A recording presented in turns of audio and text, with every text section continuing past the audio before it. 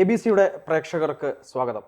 ഇന്ന് എൻ്റെ കൂടെയുള്ളത് BJP-യുടെ യുവനേതാവ് എന്ന് മാത്രമല്ല ഒരു സ്റ്റാർ നേതാവ് എന്ന് പറയാവുന്ന ഒരു നേതാവാണ്. അദ്ദേഹം പാലക്കാട്ടുകാരനാണ്. പാലക്കാട്ട് ഇപ്പോൾ BJP-യുടെ പ്രസിഡൻ്റായിട്ടുള്ള വ്യക്തി കൂടെയാണ് ശ്രീ പ്രശാന്ത് ശിവൻ. സ്വാഗതം. ഈ പ്രശാന്ത് ശിവനെ ഒരു പരിപാടിക്ക് കൊണ്ടുവരണമെന്നുള്ളത് ഞങ്ങളുടെ വലിയ ആഗ്രഹമായിരുന്നു. കാരണം പ്രശാന്തുമായി ബന്ധപ്പെട്ട് BJP-യിലെ ഒരു നേതാവ് എന്നതിനപ്പുറത്തേക്ക് ഒരുപാട് ആരാധകരുള്ളൊരു വ്യക്തിയാണ്. ഇപ്പോൾ സ്റ്റൈലായാലും ജിമ്മിനൊക്കെ പോകുന്ന വ്യക്തി എന്ന നിലയിലൊക്കെ ഒരുപാട് രാഷ്ട്രീയത്തിനപ്പുറത്തേക്കുള്ള ആരാധകരുള്ള വ്യക്തിയാണ്. ഞാൻ ചോദിക്കാൻ ഉദ്ദേശിക്കുന്നത് അങ്ങനെ പ്രൊഫൈലൊന്നും അറിഞ്ഞാൽ കൊള്ളാമെന്നുണ്ട്. എങ്ങനെയാണ് ഈ രാഷ്ട്രീയത്തിലേക്ക് എത്തിയത്? എങ്ങനെയാണ് യുവമോർച്ചയിലേക്ക് എത്തിയത്? ആക്ച്വലി 2020 മാർച്ച് മാസത്തോടുകൂടിയാണ് ഞാൻ BJP രാഷ്ട്രീയപരമായിട്ടൊരു പൊതുരംഗത്ത് കുറേ വർഷമായിട്ട് പ്രവർത്തിക്കുന്നുണ്ടെങ്കിലും ഭാരതീയ ജനതാ പാർട്ടിയായിട്ട് ചേർന്ന് ചുമതല എന്നുള്ള തലത്തിൽ വരുന്നത് 2020 മാർച്ച് മാസത്തിലാണ്.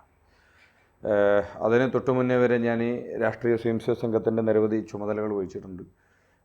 ചെറുപ്പകാലം മുതൽ തന്നെ സംഘശാഖയിലൂടെയാണ് ഈ പൊതുരംഗത്ത് പ്രവർത്തനം എന്നുള്ള രീതിയിൽ വന്നിരിക്കുന്നത്. വളരെ ചെറിയ വയസ്സിൽ തന്നെ ശാഖയിൽ പോയി സംഘത്തിൻ്റെ ഏറ്റവും അടിസ്ഥാന ചുമതലയായിട്ടുള്ള ഘടനായക്, ശിക്ഷക്, മുഖ്യ ശിക്ഷക് തുടങ്ങി സംഘത്തിൻ്റെ നിരവധി ചുമതലകൾ വഹിച്ചിട്ടുണ്ട്. മണ്ഡൽ കാര്യവാഹമായിരുന്നിട്ടുണ്ട്, താലൂക്കിൻ്റെ ചുമതല വഹിച്ചിട്ടുണ്ട്. പക്ഷേ ആ ചുമതലകളെല്ലാം തന്നെ ഒരു ആസ്വദിച്ച് ആ ഒരു ചുമതലയിൽ പ്രവർത്തിക്കാൻ പറ്റിയൊരു ചുമതല എന്ന് പറയുന്നത് ഞാൻ വിദ്യാർത്ഥി പ്രമുഖമായിരുന്ന സമയത്തായിരുന്നു. ഒരു 11 വർഷത്തിലധികം സംഘത്തിൻ്റെ വിദ്യാർത്ഥി പ്രമുഖ എന്നുള്ള ചുമതല ഞാൻ പ്രവർത്തിച്ചിട്ടുണ്ട്. ആ സമയത്ത് നിരവധി കോളേജുകളിൽ യാത്ര ചെയ്തിട്ടുണ്ട്. വിദ്യാർത്ഥി ശാഖകൾ, ബാലസ്വയംസേവകർ, കോളേജ് വിദ്യാർത്ഥികൾ തുടങ്ങി ആ ഒരു ചുമതല ശരിക്കും വളരെയധികം സന്തോഷം നൽകിയ ഒരു ചുമതല. മറ്റു ചുമതല സന്തോഷമില്ല എന്നല്ല, നമുക്ക് കൂടുതലൊരു എൻജോയ് ചെയ്തുകൊണ്ട് പ്രവർത്തിച്ചിട്ടുള്ള ഒരു കാലഘട്ടം വിദ്യാർത്ഥി പ്രമുഖമായിട്ടുള്ള കാലഘട്ടമായിരുന്നു. അങ്ങനെ ഇരിക്കുന്ന സമയത്താണ് ഞാൻ പാലക്കാട് വിദ്യാർത്ഥി പ്രമുഖമാരി ബൗദ്ധി പ്രമുഖ എന്നുള്ള ചുമതലയുള്ളപ്പോഴാണ് യുവമോർച്ചയുടെ ആ ചുമതലയുള്ള സമയത്ത് തന്നെയാണ് യുവമോർച്ചയുടെ ജില്ലാ അധ്യക്ഷനായിട്ട് പ്രഖ്യാപിക്കുന്നത്.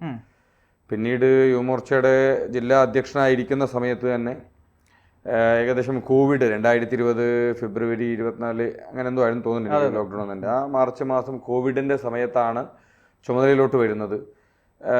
ആദ്യത്തെ ഒരു 2 വർഷം വലിയ രീതിയിലുള്ള പ്രയാസങ്ങളായിരുന്നു. കാരണം എന്താ വെച്ചാൽ ഇത്തരത്തിലൊരു മഹാമാരിയുടെ ഒരു അന്തരീക്ഷം നിൽക്കുന്നു. പ്രത്യേകിച്ച് നമുക്ക് ആൾക്കൂട്ടങ്ങളോ അല്ലെങ്കിൽ വലിയ പരിപാടികളൊന്നും സംഘടിപ്പിക്കാൻ പറ്റാത്തൊരു സാഹചര്യം. പക്ഷെ ആ സമയത്ത് നമുക്ക് കൂടുതലായിട്ട് ജനങ്ങളുടെ ഇടയിലേക്ക് ഇറങ്ങിച്ചെല്ലേണ്ട ഒരു സമയമായിരുന്നു. ആ സമയം എന്ന് പറയുന്നത് ധാരാളം ആളുകൾ, വലിയ രീതിയിൽ ബുദ്ധിമുട്ട് അനുഭവിക്കുന്ന ആളുകൾ, അത് സമസ്ത മേഖലകളിലും. ഇപ്പോൾ സ്റ്റുഡൻസ് ആണെങ്കിൽ അവർക്ക് സ്കൂളിൽ പോകാൻ പറ്റുന്നില്ല, അവരുടെ പഠിക്കുന്നതിലുള്ള ബുദ്ധിമുട്ട്, മറ്റു കാര്യങ്ങൾ. ജോലി ചെയ്യുന്ന ആളുകളാണെങ്കിൽ അവർക്ക് നിരന്തരം ജോലിക്ക് പോകാൻ പറ്റാത്തതിലുള്ള പ്രയാസങ്ങൾ, പല മേഖലകളും അടച്ചിട്ടിരിക്കുന്നൊരു സമയമായിരുന്നു. ആ സമയത്ത് വലിയ രീതിയിൽ ജനങ്ങൾക്കിടയിൽ ഇറങ്ങി നിൽക്കേണ്ട ഒരു സമയമായിരുന്നു അത്. അങ്ങനെ ആ ഒരു സമയത്തായിരുന്നു BJP-യിലോട്ട് ഇങ്ങനെ വരുന്നത്. എൻ്റെ കോളേജ് കഴിഞ്ഞതിന് ശേഷം ഏറെക്കുറെ പരമാവധി സമയം കൊടുത്തുകൊണ്ട് പ്രവർത്തിക്കാൻ വേണ്ടി സാധിച്ചിട്ടുണ്ട്.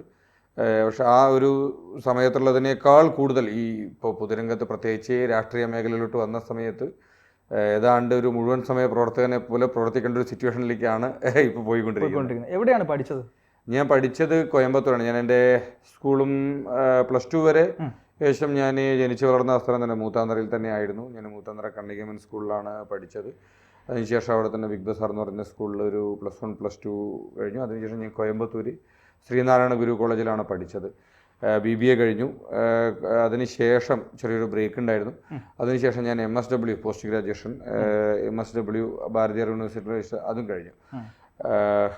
കോളേജ് വിദ്യാഭ്യാസത്തെ സംബന്ധിച്ചിടത്തോളം ഏറെക്കുറെ നമ്മൾ പഠിച്ചുകൊണ്ടിരിക്കുന്ന സമയത്ത് തന്നെ നിരന്തരമായി സംഘത്തിൻ്റെ വിദ്യാർത്ഥി വർക്ക് കൂടെ ചെയ്യുന്നൊരു സമയമായിരുന്നു. കോയമ്പത്തൂർ കേന്ദ്രീകരിച്ച് എനിക്ക് തോന്നുന്നു ഏകദേശം ഒരു 300-400 കോളേജിനടുത്ത് ഉണ്ട് കോയമ്പത്തൂരിൽ. ആ ഒരു ജില്ലയിൽ മാത്രം കോയമ്പത്തൂർ, തിരുപ്പൂർ ഭാഗങ്ങളിലായിട്ട് അതിൽ ഏകദേശം 100-നടുത്ത് കോളേജുകളിൽ വിദ്യാർത്ഥി പ്രവർത്തനവുമായി ബന്ധപ്പെട്ടിട്ട് ഞാൻ യാത്ര ചെയ്തിട്ടുണ്ട്. ഈ വിദ്യാർത്ഥി സംഘർഷങ്ങൾ നേരിടേണ്ടി വന്നിട്ടുണ്ടാവുമായിരിക്കുമല്ലോ. ആ വിദ്യാർത്ഥി സംഘർഷങ്ങൾ മാത്രമല്ല, വിദ്യാർത്ഥി സംഘടനാ പ്രവർത്തനത്തിൽ ഏറ്റവും ഓർമ്മിക്കാവുന്ന എന്തെങ്കിലും അനുഭവങ്ങൾ ഉണ്ടായിട്ടുണ്ടോ? വിദ്യാർത്ഥി സംഘർഷങ്ങൾ ഉണ്ടായിട്ടുണ്ടോ വെച്ചാൽ ഉണ്ടായിട്ടില്ല എന്ന് പറയുന്നതിൽ പ്രത്യേകിച്ച് പ്രസക്തിയൊന്നുമില്ല. നിരവധിയായ സംഘർഷങ്ങൾ ഉണ്ടായിട്ടുണ്ട്. പല സംഘർഷങ്ങളിലും വലിയ രീതിയിൽ പ്രയാസങ്ങൾ ഉണ്ടായിട്ടുണ്ട്.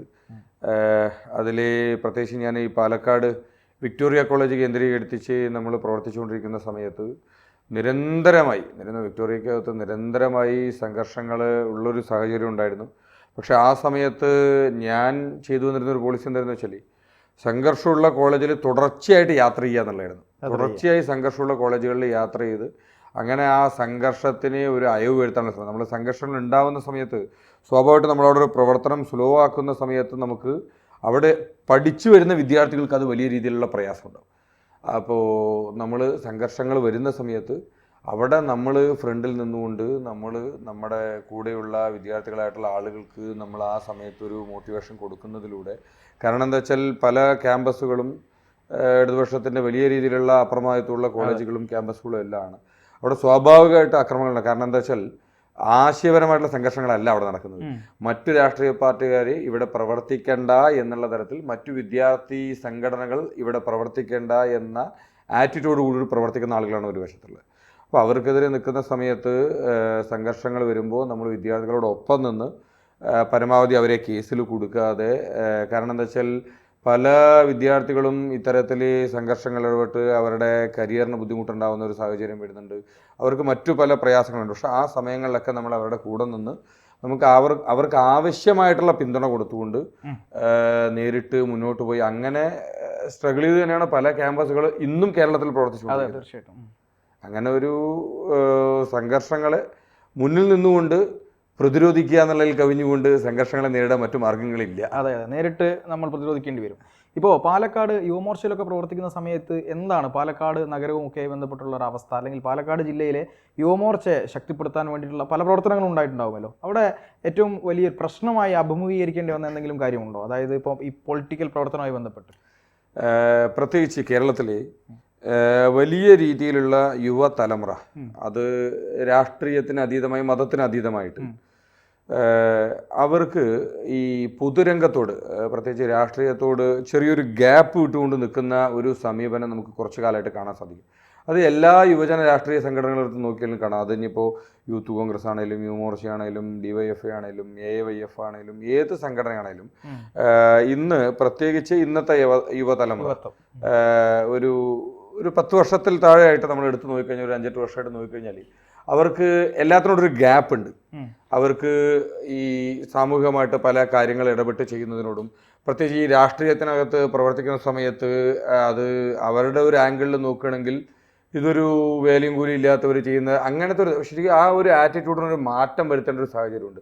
പ്രത്യേകിച്ച് ഇന്നത്തെ യുവതലമുറ നമുക്ക് വലിയ രീതിയിൽ നമ്മൾ ഇത്തരത്തിലുള്ള രാഷ്ട്രീയപരമായ മേഖലയിൽ പൊതുരംഗത്ത് വലിയ രീതിയിൽ ഇൻവോൾവ് ആവേണ്ട സമയം എപ്പോഴും അതിക്രമിച്ചു കഴിഞ്ഞു കേരളത്തിൽ.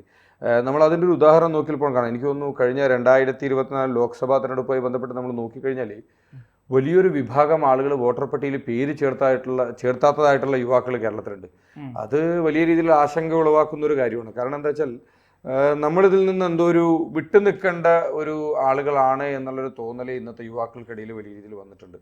ആ ഒരു ചിന്ത മാറ്റിയെടുക്കുന്നതിന് വേണ്ടി പ്രവർത്തിക്കുക എന്നുള്ളതാണ് ഒരു ശ്രമകരമായിട്ടുള്ളൊരു തീർച്ചയായിട്ടും ആളുകളുടെ ഇടയിൽ. അത് ഏത് മേഖലയിൽ ഏത് മേഖലയിൽ പ്രവർത്തിക്കാനായിട്ട്, അതിനിപ്പോൾ പ്രൊഫഷണലി നമ്മൾ നോക്കിക്കഴിഞ്ഞ സമയത്ത് ഡോക്ടറാണെങ്കിലും വക്കീലാണെങ്കിലും എഞ്ചിനീയർ ആണെങ്കിലും ഇനി കച്ചവടക്കാരായിട്ടുള്ള ആളുകളാണെങ്കിലും കൂലിപ്പണിക്ക് പോകുന്ന ആണെങ്കിലും ഓട്ടോറിക്ഷ ഡ്രൈവർ ആണെങ്കിലും പെയിൻറ്റർ ആണെങ്കിലും പ്ലംബർ ആണെങ്കിലും അങ്ങനെ ഏത് മേഖലയിൽ നമ്മൾ പ്രവർത്തിക്കുന്ന സമയത്തും നമ്മൾ ചെയ്യുന്ന പ്രവർത്തനത്തിനോടൊപ്പം ഞാൻ ചെയ്യുന്ന ഈ പ്രവർത്തനം കൊണ്ട് ഈ സൊസൈറ്റിയിലെ 1-2 പേർക്കെങ്കിലും എന്നെ കൊണ്ട് എന്തെങ്കിലും ഗുണമുണ്ടാവണം എന്നുള്ളൊരു ചിന്ത കൂടെ അവരുടെ മനസ്സിനകത്ത് വരുമ്പോൾ ഓട്ടോമാറ്റിക്കലി അവരുടെ മൈൻഡിനകത്ത് ഒരു സോഷ്യൽ കമ്മിറ്റ്മെൻറ്റ് എന്ന് പറയുന്നൊരു സംഭവം വരും. പ്രത്യേകിച്ച് നമ്മുടെ മലയാളികളുടെ ഇടയിൽ സോഷ്യൽ കമ്മിറ്റ്മെൻറ്റിന് കുറവൊന്നുമില്ല. പക്ഷേ എവിടെയോ അവർക്ക് ഈ രാഷ്ട്രീയത്തിനോട് ചെറിയൊരു ഗ്യാപ്പ് വന്നുപോയി, ഒരു ചെറിയ അരാഷ്ട്രീയ മനോഭാവം വരുന്നുണ്ട്. എവിടെയോ ഒരു ചെറിയൊരു അവരുടെ അതൊരു ട്യൂണിങ്ങിൽ ചെറിയൊരു പ്രശ്നം വരുന്നുണ്ട്. പക്ഷേ പല പ്രതിസന്ധികൾ വരുന്ന സമയത്തും ഇതേ യുവാക്കൾ തന്നെയാണ് മുന്നിട്ട് ഇറങ്ങിയിരിക്കുന്നത്. അത് നമുക്ക് ഈ കഴിഞ്ഞ കാലഘട്ടങ്ങളിലെല്ലാം നോക്കിക്കഴിഞ്ഞാൽ നമുക്ക് കാണാൻ സാധിക്കും. പ്രളയം വന്ന സമയത്താണെങ്കിലും ശരി, കോവിഡ് മഹാമാരിയാണെങ്കിലും ശരി, ഇനി മറ്റു പ്രയാസങ്ങൾ വരികയാണെങ്കിൽ ശരി, ആ സമയത്ത് നമ്മൾ ഈ റോഡിൽ കവലയ്ക്ക് കൂടിയിരിക്കുന്ന ആളുകളും പോസ്റ്റുമേ ചാരിയിരിക്കുന്ന ആളുകളാണ് ചാടി ഇറങ്ങി ആദ്യം മുന്നിട്ട് വന്നിട്ടുള്ളത്. അപ്പോൾ അതുകൊണ്ട് ഇത്തരത്തിൽ സോഷ്യൽ കമ്മിറ്റ്മെന്റ് ഇല്ല എന്നല്ല, പക്ഷെ എവിടെയോ അവർക്ക് അതിലൊരു ചെറിയൊരു കുറവ് വന്നിട്ടുണ്ട്. അത് നമ്മൾ പ്രത്യേകിച്ച് പൊതുരംഗത്ത് പ്രവർത്തിക്കുന്ന ആളുകൾ അവർക്ക് രാഷ്ട്രീയ ബോധം അത് വ്യക്തമായിട്ട് എന്തെങ്കിലും വേണ്ടതാണ്. കാരണം എന്താ വെച്ചാൽ അത്തരത്തിൽ നമുക്ക് സൊസൈറ്റിയോടൊരു കമ്മിറ്റ്മെൻ്റ് ഉണ്ടാവുന്ന രാഷ്ട്രീയ ബോധം വരുമ്പോഴാണ് നമുക്ക് ഇത്തരത്തിലുള്ള ഇന്ന് കാണുന്ന ഈ ഡ്രഗ്സ് പോലുള്ള കാര്യങ്ങളൊക്കെ വലിയ രീതിയിൽ കുറവുണ്ടാക്കാൻ സാധിക്കില്ല. അതും കൂടി ഒന്ന് പറയണമെന്ന് തോന്നുന്നു. കാരണം ഈ ഡ്രഗ്സ് ഇപ്പോൾ വലിയൊരു വിപത്തായി മാറിയിരിക്കുകയാണ്. കാരണം നമ്മൾ പണ്ട് ഈ കഞ്ചാവ് അതുപോലെ തന്നെ മദ്യം എന്നൊക്കെ പറയുമായിരുന്നെങ്കിലും ചെറിയ കുട്ടികളിലേക്കാണ് ഇതിപ്പോൾ വന്നിരിക്കുന്നത്. ഇപ്പോൾ കൊച്ചിയിൽ തന്നെ ഒരു സഹോദരൻ 9 വയസ്സുള്ള ഒരു സഹോദരനാണ് സഹോദരിയെ ഡ്രഗ്സുമായി ബന്ധപ്പെട്ട് പീഡിപ്പിക്കുന്ന ഒരു അവസ്ഥയിലേക്ക് കാര്യങ്ങൾ പോയത്. അപ്പോൾ ഈ രീതിയിൽ ഇത് ഒഴുകിക്കൊണ്ടിരിക്കുകയാണ് കേരളത്തിൽ. അപ്പോൾ ഇതിൻ്റെ ഒരു യുവമോർച്ചയിൽ പ്രവർത്തിച്ച ഒരാൾ എന്നുള്ള നിലയ്ക്ക് അങ്ങനെ കൃത്യമായിട്ട് അറിയാമായിരിക്കും എങ്ങനെയാണ് ഇതിനെ ഒന്ന് തടയാൻ കഴിയുക, എന്താണ് ആ ഒരു കാര്യത്തെ പറ്റി എന്താണ് അഭിപ്രായം? അല്ല, ഇതിനകത്ത് ഇത് കിട്ടാവുന്നിടത്തോളം കാലം ഉപയോഗിക്കുന്ന ആളുകളുടെ എണ്ണം കൂടിക്കൊണ്ടിരിക്കും. ഇതിന് നമ്മൾ ഇവിടെ ഉപയോഗിക്കുന്ന 1-2 ആളുകളെ നമ്മൾ അറസ്റ്റ് ചെയ്യുന്നത് കൊണ്ടോ അല്ലെങ്കിൽ അതിനെതിരെ നമ്മളൊരു ക്യാൻഡിൽ ലൈറ്റ് മാർച്ച് വയ്ക്കുന്നത് കൊണ്ടോ ഒരു പ്രതിഷേധ മതിൽ കെട്ടുന്നതുകൊണ്ടോ പ്രത്യേകിച്ച് കാര്യമില്ല. ഇത് എവിടെ നിന്നാണോ ഇതിൻ്റെ സോഴ്സ് അത് കണ്ടെത്തി അതിനെ വേരോടെ അറക്കുക എന്നുള്ളതാണ് ഇതിനുള്ളൊരു പ്രതിവിധി. 2, വളരെ ചെറിയ പ്രായം മുതൽ തന്നെ സ്കൂളിൽ പോകുന്ന ഒരു 1-ാം ക്ലാസ് 2-ാം ക്ലാസ് മുതൽ തന്നെ നമ്മൾ വിദ്യാർത്ഥികളായിട്ടുള്ള ആൺകുട്ടികൾക്കും പെൺകുട്ടികൾക്കും അവരെ ഏതെങ്കിലും ഒരു ആക്ടിവിറ്റിയിൽ കൂടുതലായിട്ട് ഇൻവോൾവ് ആക്കിപ്പിക്കുക. പഠനത്തിനപ്പുറത്ത് ഒന്നെങ്കിൽ സ്പോർട്സ് ആവാം, ഏതെങ്കിലും ഗെയിംസ് ആവാം, ഇല്ലെങ്കിൽ ഏതെങ്കിലും മാർഷൽ ആർട്സ് ആവാം, ഇല്ലെങ്കിൽ നമ്മൾ ചെയ്യുന്ന അത്ലറ്റിക്സ് വർക്കൗട്ട്, അങ്ങനെ എന്തെങ്കിലും ഒരു ആക്ടിവിറ്റി അവർ എൻഗേജ്ഡ് ആയിക്കൊണ്ടിരിക്കണം. പൊതുവേ നമ്മുടെ പല ആളുകൾക്കും നമ്മൾ ഇത്തരത്തിൽ ഉപയോഗിക്കുന്ന ആളുകളെ എല്ലായിടത്തും നോക്കിക്കഴിഞ്ഞാൽ നമുക്ക് കാണാൻ സാധിക്കും. അവർ നമ്മുടെ ഒരു ഗ്യാങ്, ഒരു ചെറിയൊരു കൂട്ടം ഉണ്ടാവും. അതിനകത്ത് 8-10 പേരുണ്ടാവും. അതിലൊരു 6-7 ആളുകൾ മദ്യപിക്കുന്ന ആളുകളായിരിക്കും, അല്ലെങ്കിൽ ഇത്തരത്തിലുള്ള സ്റ്റഫുകൾ എന്തെങ്കിലും ഉപയോഗിക്കുന്ന ആളുകളായിരിക്കും. അപ്പോൾ ഇത് ചെയ്യാത്ത ആളുടെ മനസ്സിൽ തോന്നുന്നത് ഈ 7 പേരുടെ മുൻപിൽ ഞാൻ ചെറുതായി പോവോ എന്നുള്ള ഒരു തോന്നലിലാണ് ആദ്യം ഇവർ ഇതിനകത്തേക്ക് അഡിക്റ്റ് ആവുന്നത്. പിന്നെ പോവുക ഇതിൻ്റെ ഡേ ബൈ ഡേ ഉണ്ടാകുന്ന സമയത്ത് എന്താണെന്ന് വെച്ചാൽ മറ്റവരെക്കാൾ കൂടുതൽ ഉപയോഗിക്കുന്ന ആളായിട്ട് ഇയാൾ മാറണം. ഇയാൾക്ക് ഒരിക്കലും പിന്നെ പിന്നോട്ട് വരാൻ പറ്റാത്ത രീതിയിലാണ്.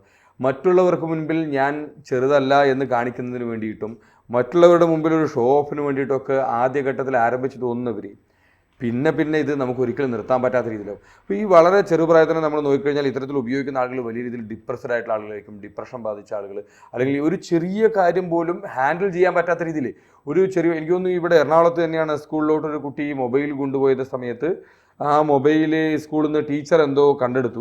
അപ്പോൾ അതിൽ വീട്ടിൽ പോയി കഴിഞ്ഞാൽ പ്രശ്നമാകുമെന്ന് പിടിച്ച് വീട് വിട്ടിറങ്ങി. അപ്പോൾ ഈ ഒരു ചെറിയ വിഷയം പോലും ഹാൻഡിൽ ചെയ്യാൻ പറ്റാത്ത തരത്തിലേക്ക് ഇന്നത്തെ യുവതലമുറയുടെ മാനസികാവസ്ഥ മാറിക്കണം. ഇതിനൊരു മാറ്റം വരണമെന്നുണ്ടെങ്കിൽ അത് സ്പോർട്സിലൂടെയോ അല്ലെങ്കിൽ നേരത്തെ പറഞ്ഞ എന്തെങ്കിലും ആക്ടിവിറ്റിയിലൂടെ ഇത് മാത്രമേ മാറ്റുള്ളൂ. വളരെ ചെറിയ പ്രായം മുതൽ തന്നെ ഇവരെ നമ്മൾ ഫുട്ബോൾ കളിക്കാനോ അല്ലെങ്കിൽ വല്ല അത്ലറ്റിക്സിനോ വിട്ടു കഴിഞ്ഞാൽ ഓട്ടോമാറ്റിക്കലി അവർക്ക് അവരുടെ ബോഡിയെക്കുറിച്ചൊരു ചിന്ത വരും. അതോടൊപ്പം തന്നെ ഇത് നശിപ്പിച്ച് കളയാനുള്ള ഒരു സാധനമല്ല എൻ്റെ ശരീരം എന്നുള്ള ചിന്ത അവിടെ വന്നു കഴിഞ്ഞാൽ പല പ്രശ്നങ്ങൾക്ക് പരിഹാരം ഉണ്ടാവും. പിന്നെ 2 ഈ മാതാപിതാക്കന്മാരായിട്ടുള്ള ആളുകൾ, സുഹൃത്തുക്കളായിട്ടുള്ള ആളുകൾ, ഇവരൊക്കെ പരസ്പരം സംസാരിക്കാൻ തയ്യാറാവണം.